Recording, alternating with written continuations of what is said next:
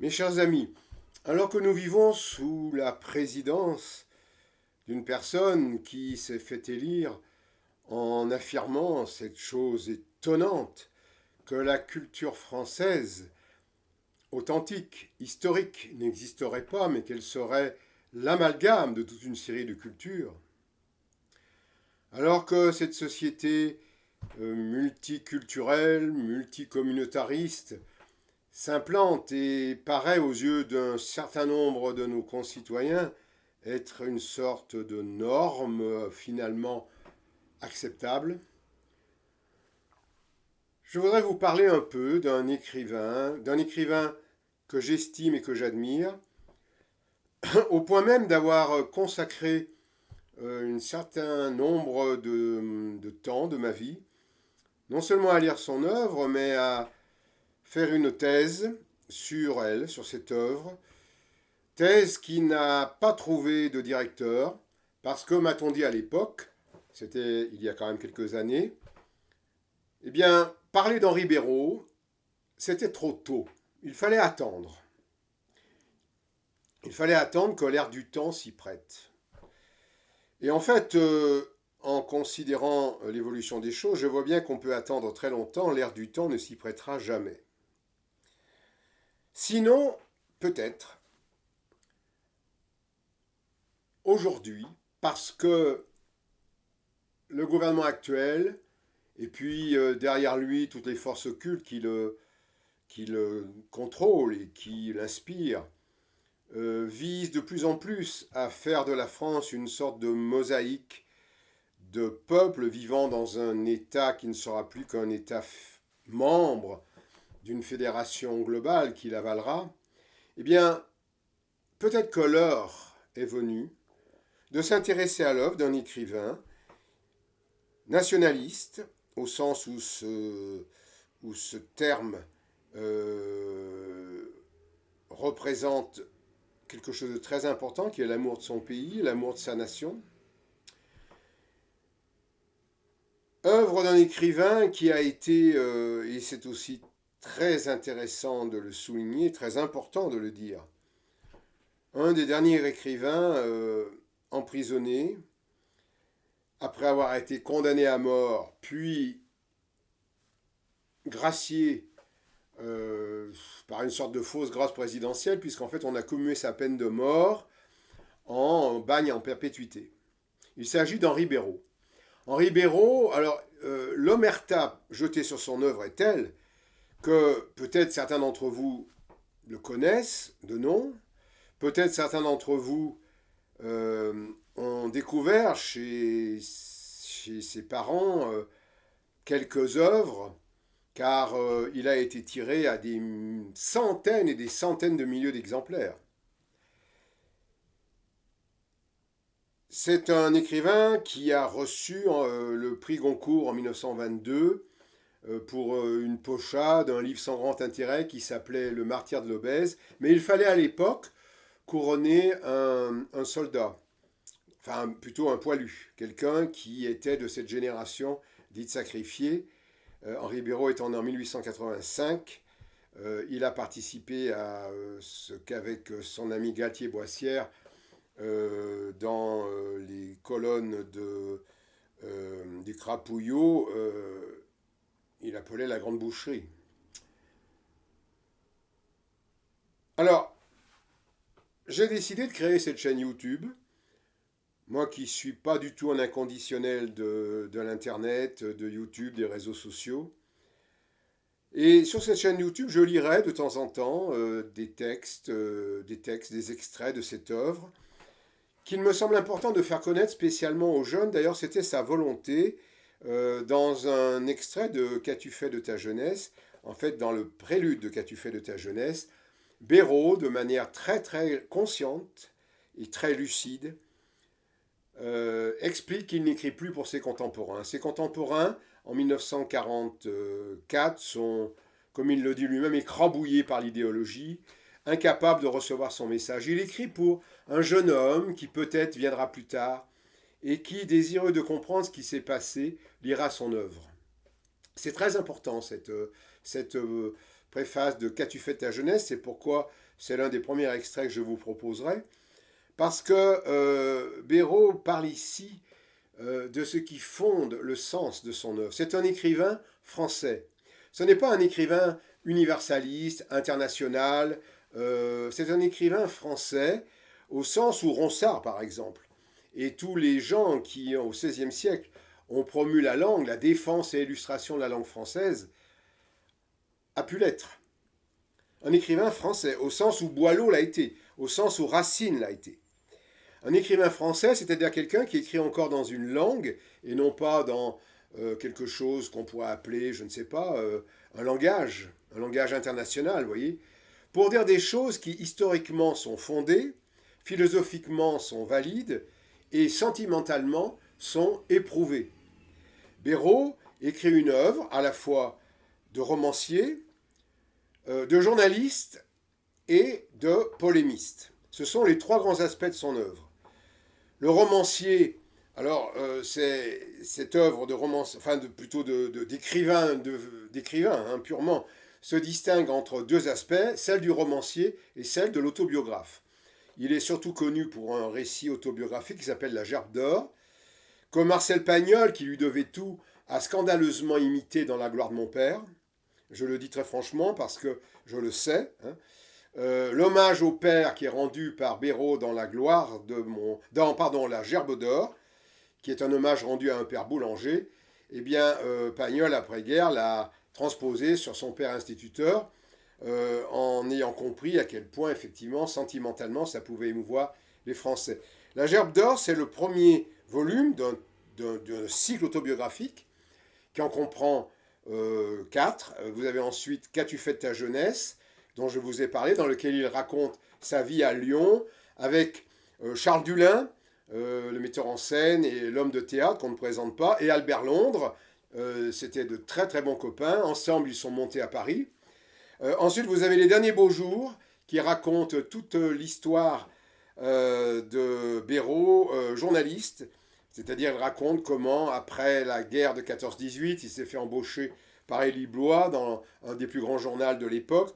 Comment il a couvert un reportage, qui est un reportage, en fait, l'ouverture de la société, de l'ouverture au Quai d'Orsay de la Société des Nations. Et il raconte comment s'est déroulée toute cette carrière. Ces derniers beaux jours, ce sont ceux qui vont mener à la guerre de 40. Et ensuite, vous avez une suite terrible qui est 15 jours avec la mort, dans lequel il raconte son arrestation en 44. Il a été arrêté pour des faits inavérés, inexacts de collaboration. Il a été condamné à mort et sauvé in extremis grâce à un autre écrivain, François Mauriac, qu'on appelait, vous savez, le François d'Assise de la cour à l'époque, de la cour de justice, puisqu'il a vraiment œuvré pour faire en sorte que le déchaînement de violence qui s'est abattu sur les hommes de lettres et qui a permis à beaucoup d'industriels et à beaucoup d'hommes politiques de passer à travers des gouttes de l'épuration, ce que Béraud a appelé la chasse aux lampistes, eh bien, François Mauriac a permis à Béraud d'échapper à cette condamnation à mort, et grâce à lui, il est allé, Mauriac, demander lui-même la grâce à De Gaulle. Béraud a été, non pas fusillé comme Brasillac, mais a été enfermé au bagne de l'île de Ré. Et puis finalement, il a été victime d'une embolie. Il a donc été finalement gracié. On lui a permis d'aller mourir chez lui, dans une maison qu'il avait d'ailleurs achetée à l'île de Ré. Bien, alors, ça c'est l'œuvre, si vous voulez, autobiographique. L'œuvre romanesque, elle se compose d'un très beau cycle qui s'appelle La conquête du pain, dans lequel Béraud rend grâce, si on peut dire, à ses ancêtres. Il sait ce qu'il leur doit, contrairement aux Français d'aujourd'hui, de la plupart des gens qu'on voit dans la rue, n'est-ce pas? Il sait ce qu'il doit à ses aïeux. Et qui sont ces aïeux? Eh bien, ce sont des paysans, des agriculteurs, comme la plupart de nos aïeux d'ailleurs, qui vivaient à Satolas, qui est devenu aujourd'hui l'aéroport Saint-Exupéry, que Béraud rebaptise dans son œuvre Sabolas, les sabots là, et il raconte, n'est-ce pas, la grande épopée de tous ces laboureurs dans un premier livre qui s'appelle Le bois du Templier pendu. Alors, vous entendez avec le titre quelle dette un autre grand écrivain de l'après-guerre a contacté vis-à-vis de l'œuvre de Béraud en pastichant cette œuvre. C'est vraiment l'histoire, si vous voulez, de toute cette conquête du pain, d'une liberté acquise par rapport à des formes d'injustice.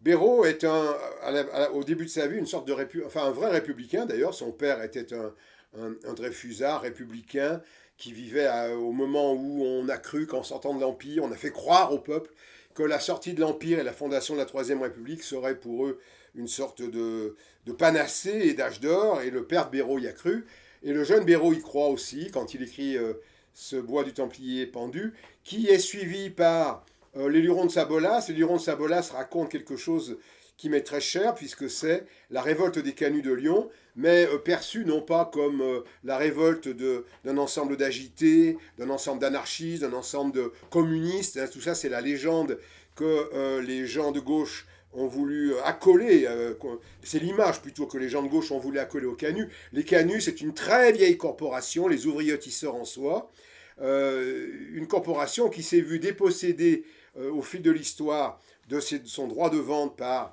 les marchands fabricants, et qui s'est donc maintes et maintes fois révoltée. D'ailleurs, ils étaient d'une certaine façon au début de la Révolution des révolutionnaires, pour des raisons qui étaient simplement économiques, et très vite, vous le savez, Lyon est devenue une ville contre-révolutionnaire, qui s'est opposée évidemment au centralisme parisien, et surtout au tour que prenait la Révolution après le régicide.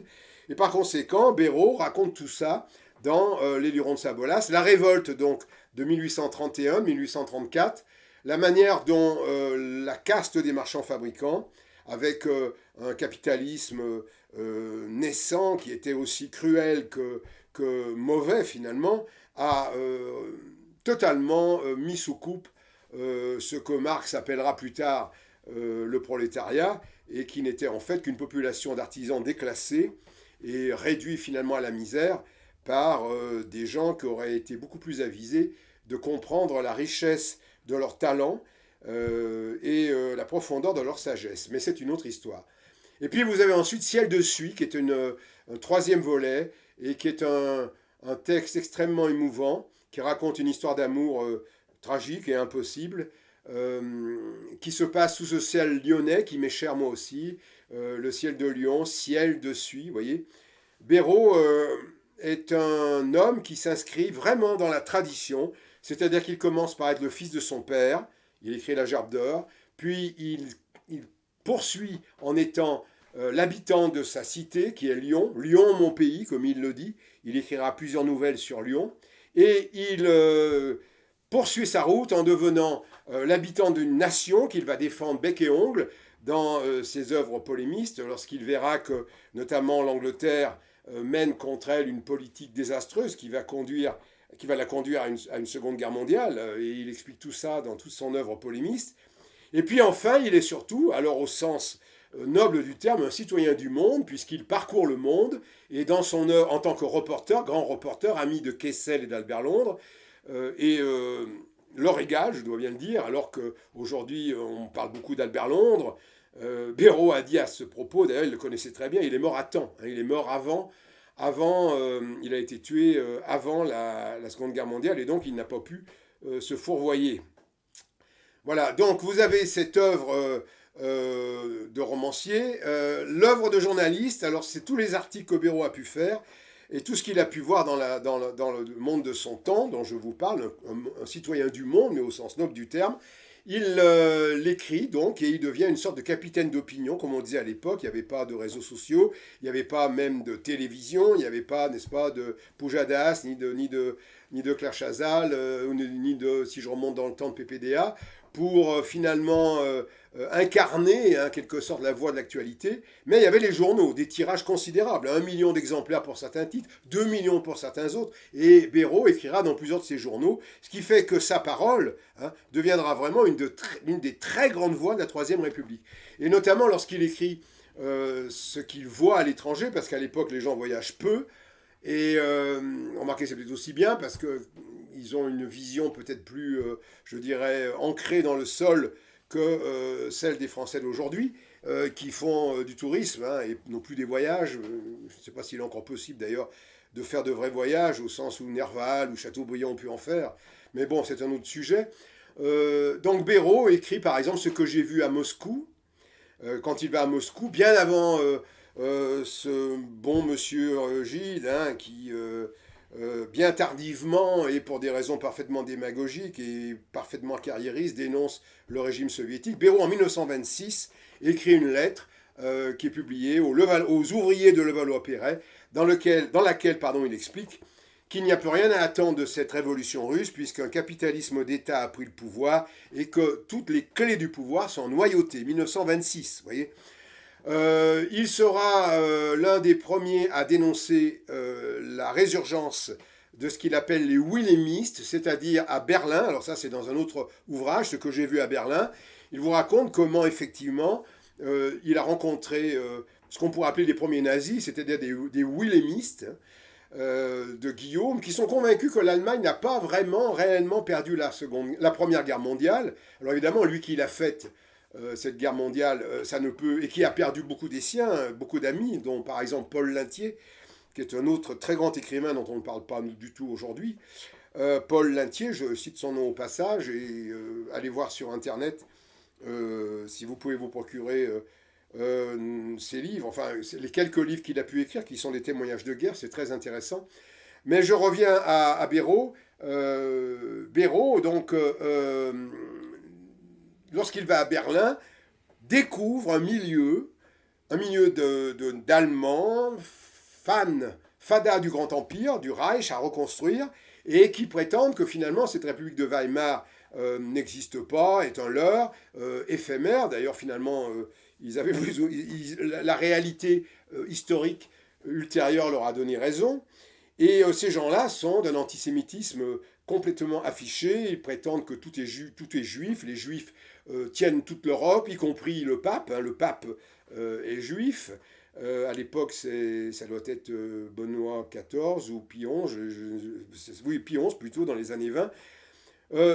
Béraud est sidéré de voir que finalement, il y a en Allemagne encore des théoriciens de la très grande Allemagne, et que ces théoriciens de la très grande Allemagne utilisent l'antisémitisme pour gagner les consciences. Et il le dénonce, ce qui fait qu'il sera l'un des premiers à figurer sur la liste APO, qui est la liste élaborée par les nazis en 1945, enfin non pas en 1945, dès les années 30, pour stigmatiser, pointer du doigt les écrivains qui sont hostiles à leur idéologie. Donc vous voyez, Béraud se met à dos tous les communistes, il se met à dos tous les nazis, il écrit dans Ce que j'ai vu à Rome, parce qu'il s'y trouve aussi au moment où Mussolini prend le pouvoir, un certain nombre d'articles qui sont publiés dans Ce que j'ai vu à Rome, car tous les articles qui étaient publiés dans les journaux ont été, par les principaux, réédités dans des livres que vous pouvez vous procurer. Ce que j'ai vu à Berlin, à Rome, à Moscou, vous trouvez ça sur le web pour 6, 8, 10 euros, parce que ça a été publié à énormément d'exemplaires, et puis aujourd'hui, ça n'intéresse plus personne. Or, pour comprendre vraiment ce qui s'est passé, la nullité du personnel politique français d'entre-guerres, l'imposture incroyable qu'a été le Front populaire et le cartel des gauches, la manière dont finalement tous ces hommes politiques liés de près ou de loin à la franc-maçonnerie, à commencer par le maire de Lyon, Édouard Herriot, n'est-ce pas, que Béraud connaissait très bien, eh bien la manière dont tous ces gens ont totalement finalement emmené le pays à la catastrophe, un peu comme ceux qui aujourd'hui nous gouvernent, et il y a beaucoup de points communs, eh bien c'est dit, Béraud le voit, le dit, il le dit publiquement, et bien entendu il le payera très cher, il le payera très très cher. Et alors, au moment de l'affaire Stavisky, au moment de l'affaire de février 1934, au moment où l'Angleterre, qui est pourtant l'allié de l'Italie et de la France, hein, va envoyer une flotte contre Mussolini pour protester contre l'invasion que l'Italie fait de l'Éthiopie, qui est finalement, bon, ça peut se comprendre, hein, pour des raisons humanitaires, mais enfin, si les velléités de Mussolini de se construire un empire colonial, parce qu'au fond c'était ça la question, était si condamnable, pourquoi l'Angleterre s'était-elle ingéniée pendant des siècles à s'en construire un, hein? Et pourquoi l'Angleterre souhaitait-elle le garder, n'est-ce pas, à l'époque? C'est ce que Béraud va dénoncer dans Faut-il réduire l'Angleterre en esclavage, qui est un livre, alors c'est un pamphlet politique, mais qui va lui attirer énormément d'ennuis, n'est-ce pas? L'ambassadeur, le diplomate, pardon, anglais, l'ambassadeur d'Angleterre en France va aller voir Laval, qui à l'époque est Premier ministre. Je ne parle pas du Laval de la collaboration, mais du Laval du même homme, mais avant, quand il était Premier ministre. Et donc ce diplomate va demander carrément la peau de Béraud à Laval, hein. Donc il se met vraiment, là aussi, si vous voulez, en porte-à-faux, avec tous ses amis de la presse, avec ce qu'on appelait la bien-pensance de l'époque, car tous les journaux, évidemment, suivent les gouvernements, hein, il n'y a rien de nouveau. Mais Béraud est appuyé, et fort de cet appui, il persiste et signe par ce qu'on appelle déjà l'opinion publique, une grande partie de la population. Pour une raison très simple, c'est que les hommes en âge de lire, de voter et de comprendre le monde dans les années 30, ce sont tous les hommes qui ont fait la guerre de 14-18, et ces hommes-là, eh bien, ils sont liés par un lien vraiment indéfectible, c'est cette génération, un lien générationnel que nous n'avons plus, hein, ou à travers des modes, des goûts musicaux, enfin des choses complètement superficielles. Mais la Grande Guerre a soudé une génération, et Béraud est un des grands capitaines d'opinion de cette génération de poilus. Et c'est cette génération, hein, qu'on représente aussi à sa façon et d'une autre manière, parce que Béraud n'est pas, c'est la seule chose qui lui manque, à mon sens, pour vraiment avoir été un écrivain entier, il n'est pas catholique. Mais c'est cette génération que Bernanos, qui est aussi un très grand pamphlétaire du XXe siècle, représente. Alors, c'est cette génération qu'on a voulu faire taire, hein. Bernanos dit « ce sont les enfants humiliés ». Et je trouve cette phrase très juste. Béraud est un écrivain humilié.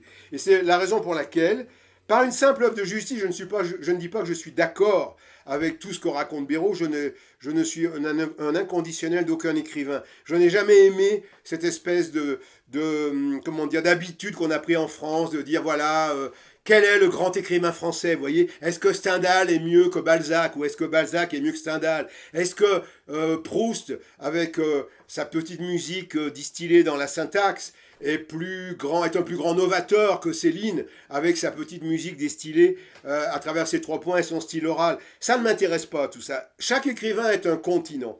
Et le continent Béraud, c'est la compréhension, mais une compréhension absolument, comment dirais-je, méticuleuse, et aussi lyrique, et aussi très romantique, de ce qu'a été sa génération, la génération des enfants humiliés. Je vous conseille donc de lire, d'acheter des œuvres de Béraud, que ce soit son œuvre romanesque, son œuvre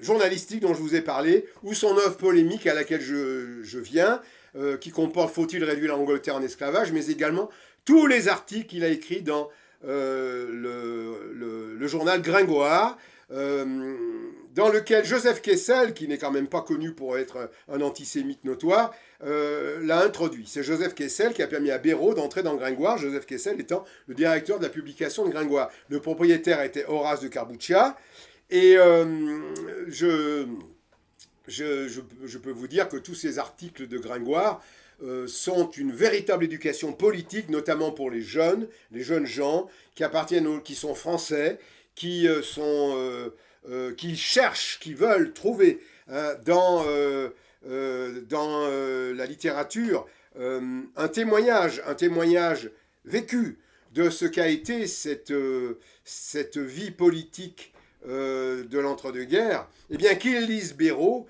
et ils auront une véritable formation politique. Vous avez notamment sur Vienne, clé du monde, où il est question de Dollfuss, Faut-il réduire l'Angleterre en esclavage? On en a déjà parlé. Il est question de l'affaire d'Éthiopie. Vous avez sans haine et sans crainte. Vous avez tous les problèmes liés au Front populaire. Béraud n'est pas le seul à le dire. De Gaulle s'en plaindra aussi. Hein, désarme le pays alors qu'il faut l'armer. Vous avez toute la question très très importante de la liberté de parole. Hein. C'est-à-dire que Béraud se trouve de plus en plus muselé, enfin la parole libre de Béraud se trouve de plus en plus muselée, avec toujours le même faux prétexte de l'antisémitisme, le faux prétexte de la haine. Il écrit un livre qui s'appelle Sans peur et sans haine, hein, et le titre veut bien dire ce que ça veut dire, dans lequel il explique sa démarche, qui est une démarche d'hommes libres. D'ailleurs, Béraud n'a été encarté dans aucun parti, c'est important de le souligner, ça a été souligné durant son procès, et malgré tout, cet immense écrivain, eh bien, qui n'est pas mieux qu'un autre, je ne dis pas ça, mais qui n'est pas pire non plus, mais qui est une œuvre significative et d'une densité poétique extraordinaire, avec un phrasé vraiment travaillé, à l'heure où vous avez des gens comme Annie Arnaud qui ont le prix Nobel, ce qui est quand même quelque chose qui paraît incroyable, tant on est là avec cette autrice, comme on dit aujourd'hui, dans de l'idéologie et surtout dans ce qu'on appelle l'écriture blanche. Eh bien, vous avez avec Béraud un frappé de la phrase qui le rattache, si vous voulez, au grand siècle, au XVIIe siècle. D'ailleurs, dernière anecdote avant de vous quitter, Béraud a enclenché une polémique avec André Gide, qui est une polémique très drôle, une sorte de querelle des anciens et des modernes. Il découvre par hasard, lors d'un reportage, en se promenant à Vienne, que les librairies sont remplies d'œuvres éditées par Gallimard. Il les appelle les Gallimerdeux. C'est Gallimerdeux. C'est le ton polémiste de Béraud qui ressort là.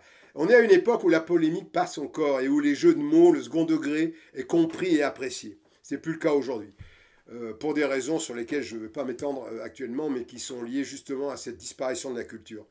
Eh bien, Béraud voit ces auteurs gallimerdeux, comme il dit, et comme c'est un journaliste, il enquête. Et il s'aperçoit que Claudel, qui est édité par Gallimard et qui est au Quai d'Orsay, fait passer de l'argent du Quai d'Orsay sur les fameuses caisses que je ne sais plus comment elles s'appelaient, les caisses dont disposait chaque ministère, à Gallimard, pour pouvoir justement faire connaître ce qu'on appelle la NRF, la Nouvelle Revue Française, et tous ces écrivains dont Gide est la figure de proue.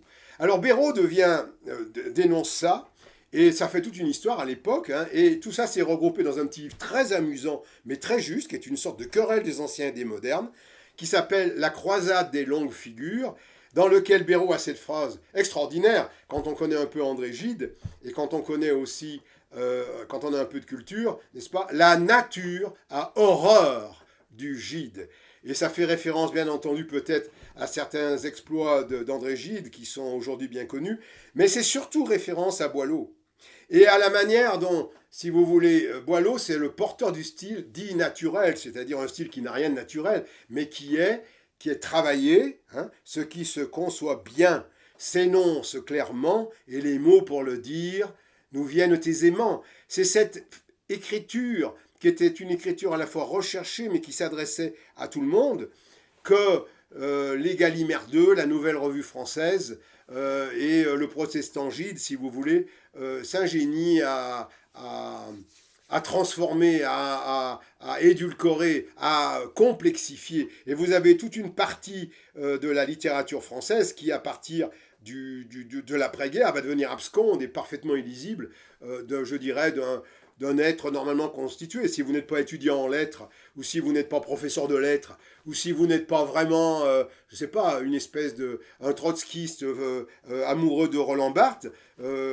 allez-vous faire à lire Nathalie Sarraute, qui pendant 50 pages vous explique au début du planétarium, la chute d'un rideau qui tombe. Il y a quelque chose, si vous voulez, dans le nouveau roman, qui était en germe dans la NRF, et que, alors c'est d'accord, l'homme profondément réactionnaire, profondément traditionnel et profondément ancré dans le sol qu'est Henri Béraud ne peut pas supporter.